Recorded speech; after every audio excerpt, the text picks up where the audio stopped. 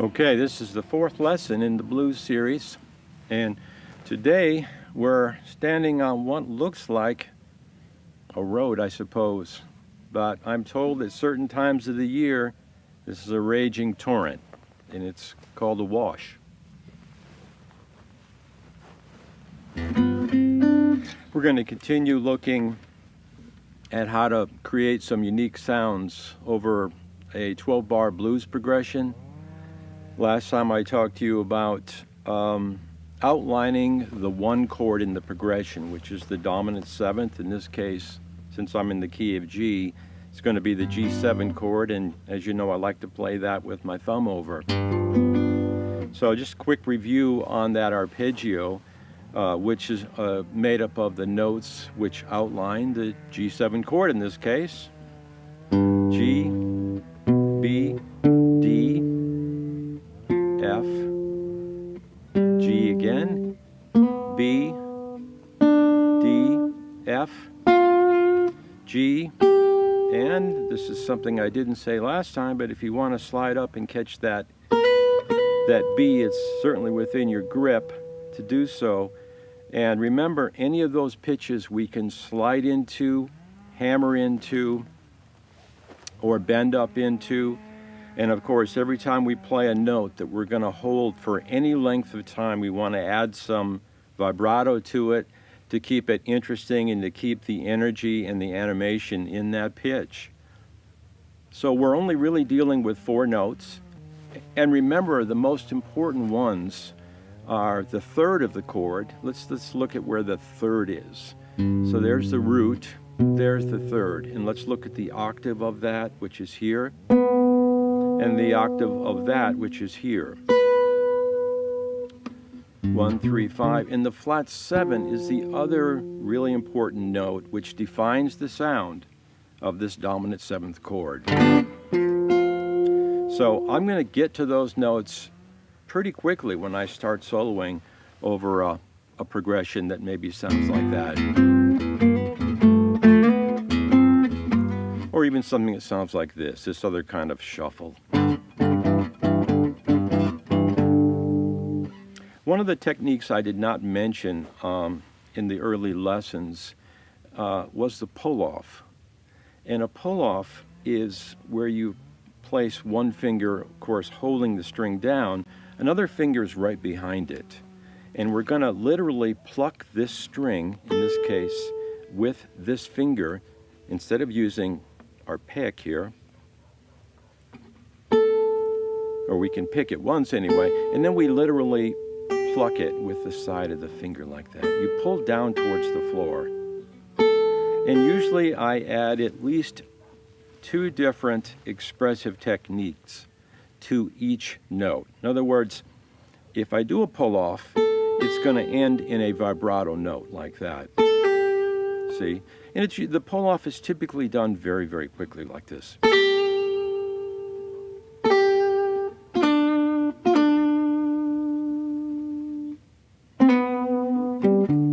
The hammer-on. Slide. Anyway. So let's now add the arpeggio for the second chord in the blues, which is called the 4 chord. In this case, it would be the C. You can think of this as a really simple C7 like this. The bar chord version of C7. I'll break it down. First finger's on the bass note, the C. Third finger's on the G, which is the 5th of the chord. My bar extends over to cover the flatted 7th here on string 3.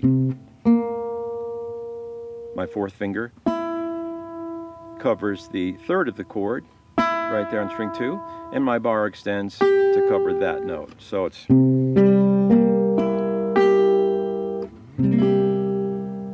let's look at the arpeggio for that. Now this chord has its own dominant 7th arpeggio. So it's going to be the same 1, 3, 5 flat 7 formula, but now it's going to start on a different string, string 5. So it's 1, C, 3, E, 5, G note, flat 7, B flat, and then back to C. So let's just review that one octave arpeggio shape.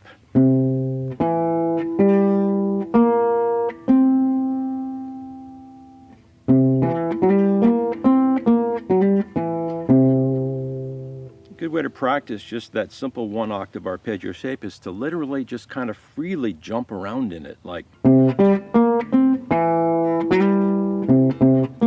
can even make up a little bass, a bass style repeated pattern like.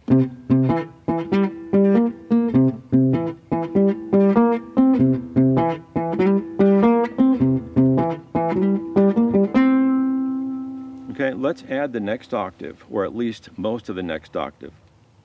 So here's the C note, and we're going to flop right over. You can either do what's called a roll-off with, I'm starting on the tip of my third finger, I can flatten it down. That's a roll-off, like that, see?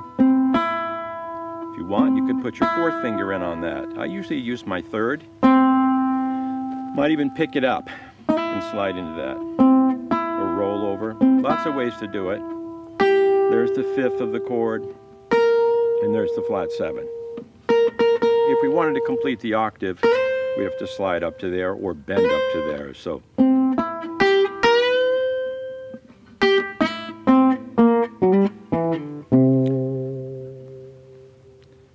as you can see from the chart here on the screen, this pattern begins exactly like the first one we learned for the G7, starting on root 6. So these 4 different moves, this move, what I'm talking about is this,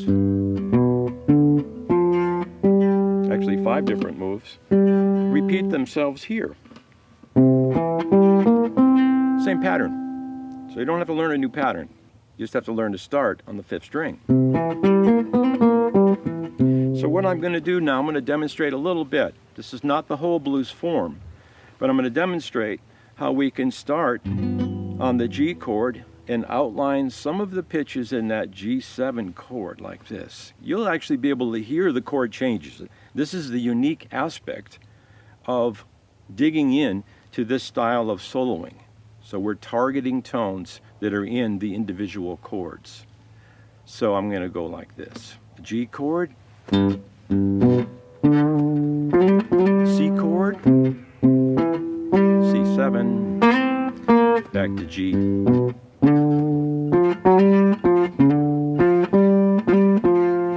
C,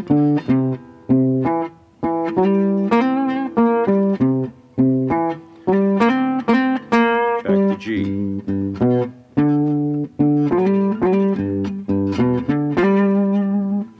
C,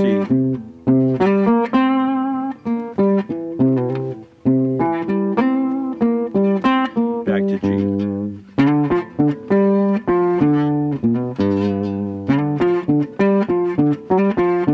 You can clearly hear the chords in there.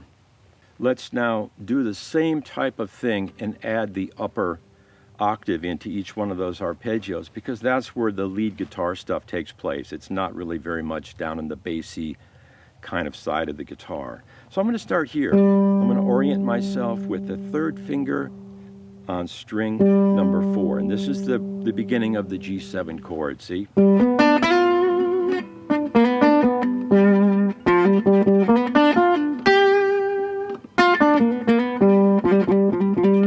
And then the C chord, starting over there.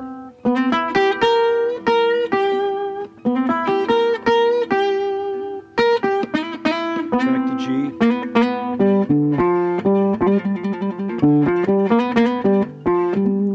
And you can just bounce back and forth like that. Maybe set a slow tempo, give yourself plenty of time, maybe a tempo like this, and try to just create some ideas. 3, 4, here's a G. C, back to G.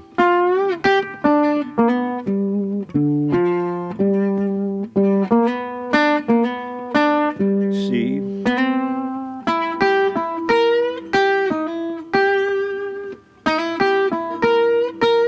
back to G.